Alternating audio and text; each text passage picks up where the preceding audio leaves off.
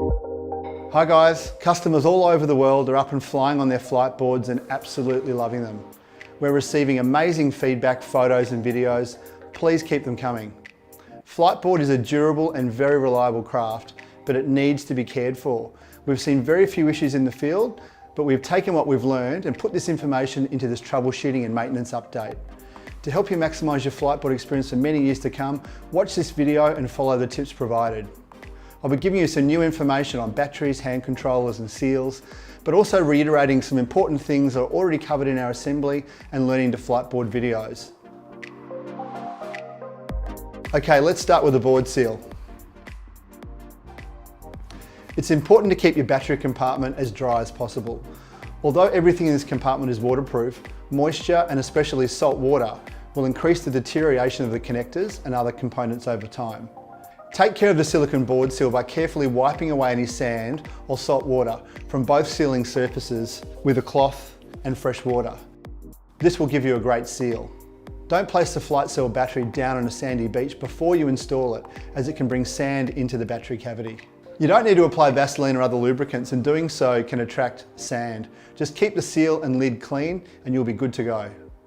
If any water does make its way into the battery compartment, wipe it out with a cloth and fresh water and dry it thoroughly. You can hose out the battery box every once in a while with fresh water, but ensure you dry it properly, including the connectors, before you pack it away. The Flitecell battery stores a lot of energy and it's really important that you respect it. Always charge Flitecell in a safe place, away from flammable items, and always under supervision. When plugged into your charger, you need to activate the battery by attaching the magnetic charging fob. You will see the battery lights turn on when the magnet is in the correct location. You can also use the magnet in the hand controller to activate the battery for charging. The battery is durable and waterproof. However, it can become damaged due to mishandling or age.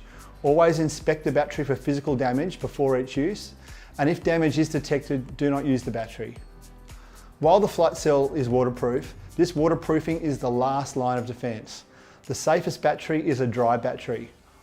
If a damaged board seal causes your battery compartment to leak and the battery gets wet, you should check Flitecell for water ingress before charging or further use. You can do this via the sight glass. Stand the battery upright for 15 seconds and then on its side with the sight glass down for 15 seconds. This will allow even a small amount of water to make its way to the sight glass. If water is present, a colour changing label in the sight glass will turn red. Clean and dry your battery to keep it clear of sand and salt with a cloth. Don't hose it, we want to keep Flitecell dry.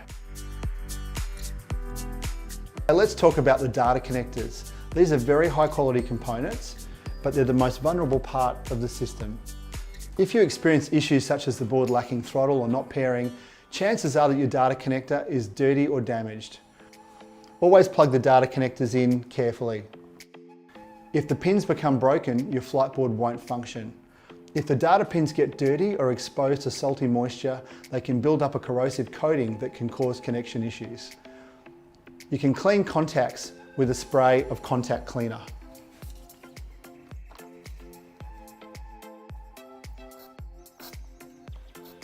The data connector is rated for 1,000 cycles, but don't worry, the cables are replacement parts. The best way to care for your connector is to keep your board assembled. This keeps the pins sealed from moisture and dirt. If you can't keep it assembled, it's okay, just clean the contacts regularly. Look after your connectors and you'll experience years of enjoyment. Okay, let's talk about the Flite controller. This is a small and durable unit. Keep your Flite controller away from sand and especially a sandy shore break. Sand can become stuck under the trigger, which can impede its ability to pair, or for the throttle to engage, or for the throttle to cut when you let go of the trigger.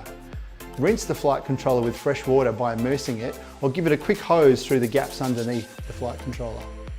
If you have problems charging your Flite controller, apply contact cleaner to the charging pins or to the charging cable itself. The most common error that riders make is to accidentally unpair the Flite controller from the board. The system is designed so that you can put the board into pairing mode, for example to connect a new hand controller, by holding the hand controller over the arming magnet for 10 seconds.